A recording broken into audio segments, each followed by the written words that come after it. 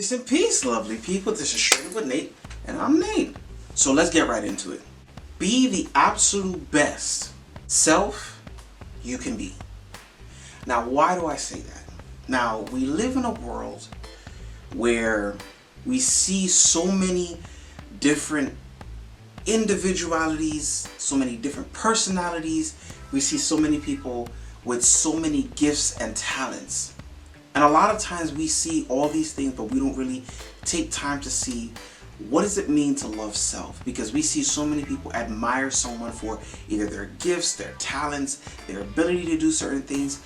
But the question that has to be asked is, how do you love self? How do you appreciate yourself? How do you have that conversation and giving yourself the affirmations to know that, hey, I'm worth it. I'm capable of so much, that my gifts are not weird. My gifts are not worthless. My gifts are not less important.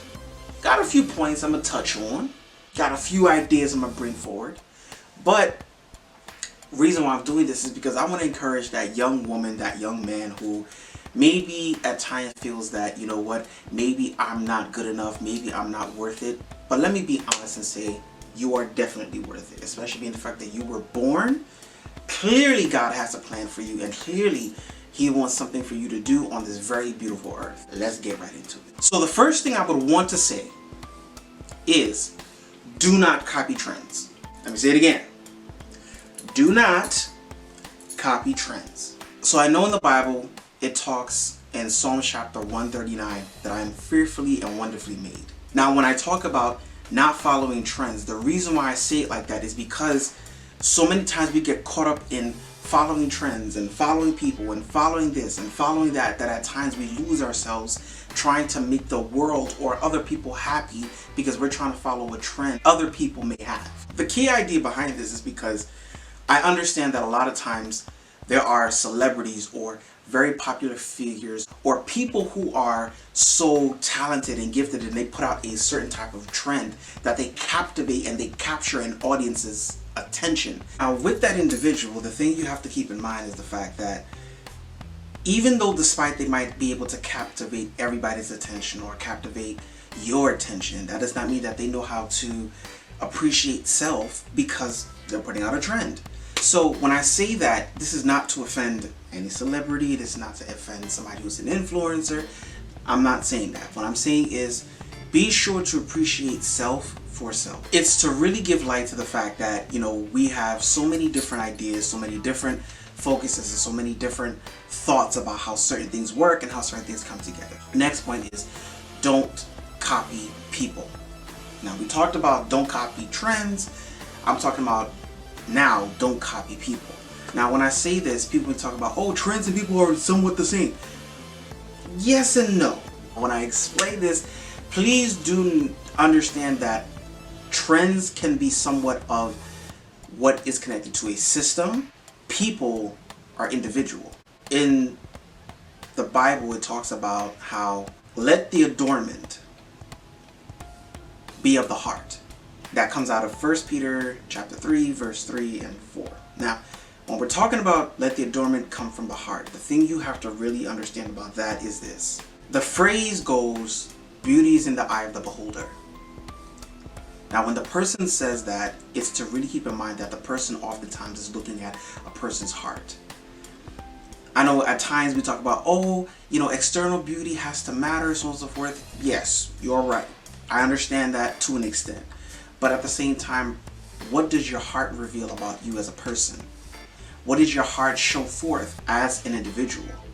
How do you look on the inside? Because you can look beautiful on the outside. You could be looking great. You could be looking awesome. You could be the most beautiful young man, the most beautiful young woman, whatever it is that people love you, people are attracted to you, things of that nature.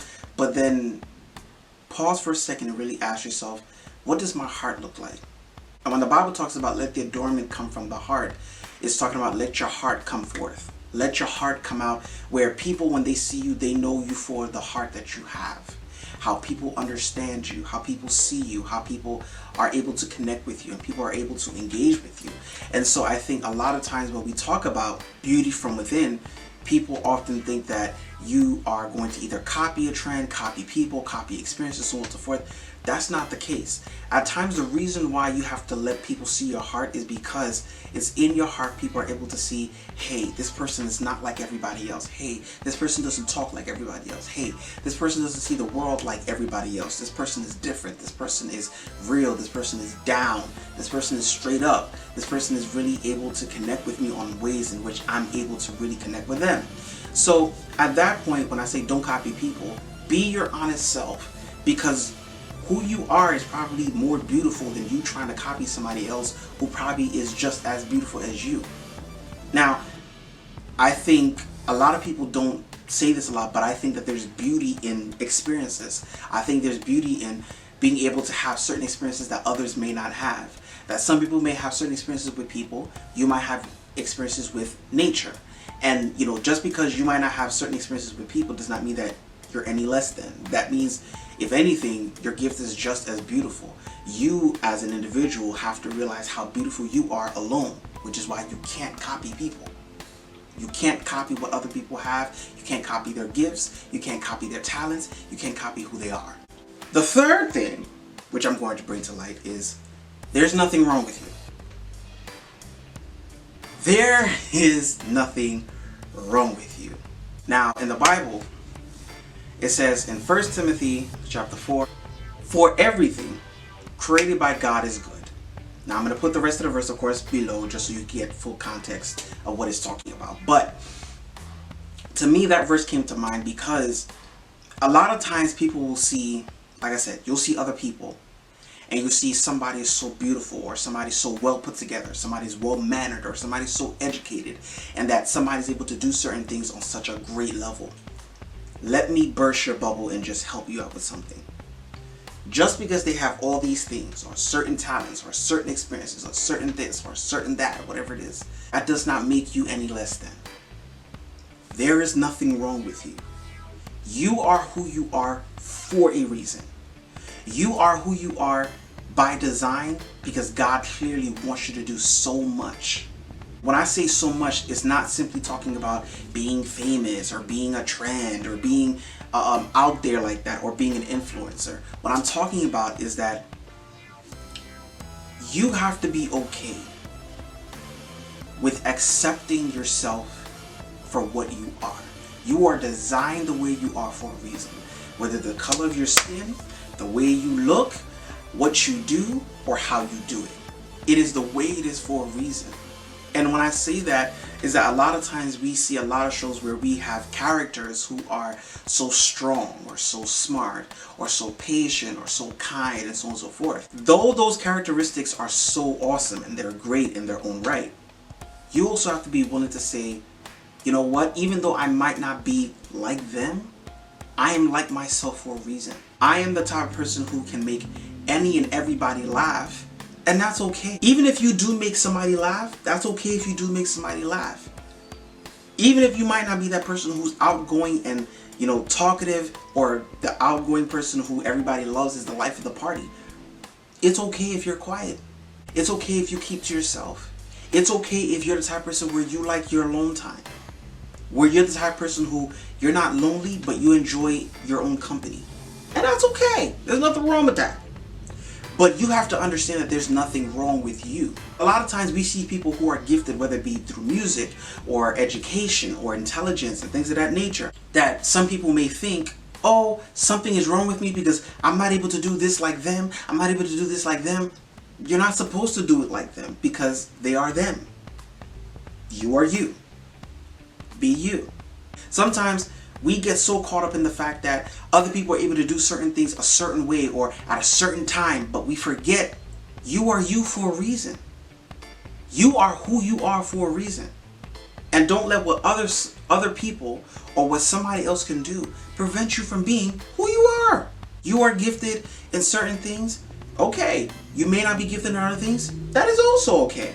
Why? Because your gift may be the very thing that also propels the very other person who is so gifted to another level. You never know. Opportunities may open up for you. And so why I say it like that is because a lot of times is that some people, you downgrade who you are, what you're gifted in, what you do and how you do it, because you're trying to make sure that whoever you are, it's not important. You are important. You play a role in this world. That's the reason why you're here. And so when I say this, I only just want to say, hey, you know what? You matter. Not simply, oh, Black Lives Matter. No, you matter. As a person, you matter. Black, white, Asian, it doesn't matter where you come from. You matter. Let's go to the next one. Love your attributes. Love your attributes. Now, when I say attributes, I'm talking about, similar we said before, gifting, yes. But I'm also talking about what makes you you. The Bible says in Romans chapter 12 verse 6, having gifts that differ, let us use them. I'm only quoting a portion of it. Don't quote me directly for it. I'm going to give you a little bit more down below. Okay? Okay. Now, when I use this verse, it's to give clarity to this. Like I mentioned before, some people you see them as quirky. Some people you see them as weird. Some people you see them as intelligent. Some people you see them as beautiful. Now, to give clarity, every person is different. Every person has their purpose. Every person has their responsibility. And when I say love your attributes, I'm saying that every person is designed differently for a reason. And as the Bible also talks about how not everybody is designed for a single purpose. There are people who are called to be the ear. There are people who are called to be the eyes, to be the mouth, and so on and so forth. Now the thing is, if you are called to be the person who has visual, you can't be a visual person trying to be a mouthpiece. That's why I said love your attributes. If you're somebody who is visual, be okay with the fact that you are visual. Be okay with the fact that, you know what, hey, I might see it, but maybe I'm not the person who's supposed to say it. And that does not mean just because you don't say it, you're a bad person. Or because you don't say it, that you're not as good as the person who will say it. Sometimes the reason why you see the things the way you do is not because you're a bad person. Sometimes the reason why you see things the way you do is because you have to ponder on it or come up with a strategy on how to work through it. Or at times when you see certain things, pass it on to the person who you know is great with speech, great with production, great with relaying a message, and at the same time they are able to come forward to other people and say, hey, this is the concern, this is what's going on, this is what so-and-so sees, and I just want to relay the message to you. It's okay if you can't speak certain things, but you see it. But at that point, that's possibly one of the few messages you'll often, or examples that you'll often hear where, you know, if you are a visual person, focus on the visual. And why? Because there are a lot of times the reason why you see things the way you do is because not all the time everybody's going to see what you see. Not everybody's going to be able to perceive certain things, whether it be in their atmosphere or friendships or moments or times where you can see things past other people. That's okay. But what I can say and what I will reveal is the fact that at the end of the day, be okay with your attribute. Not everybody got the same attribute. Not everybody can see things. Not everybody can speak. Not everybody can hear everything. And so a lot of times, let your attribute be your greatest strength. Now, I'm going to stop here. I hope you are encouraged. I hope you got something out of this.